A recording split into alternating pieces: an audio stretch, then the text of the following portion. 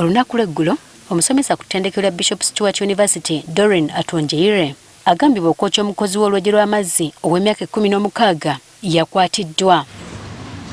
Ono olwaleero asimbiddwa mu maaso g'omulamuzi wa kkooti esookerwako e Mbarara, Esther Baagala, era n'asomerwa omusango ogumuvunaanibwa. The 25th day of September 2024 at Katete Central Cell, Mbarara City South, with intent to disfigure or disable Linsima Rachel, did grievous harm to her. Omulamuzi ono amuganya okubeerako kyayogera kuba omusango gwe gulina kuwulirwa kkooti enkulu. We are not required to take plea. We will take plea before the Chief Magistrate. Thank you, Your Worship. Ono kati wakuddizibwa mu kkooti ng'ennaku z'omwezi 15.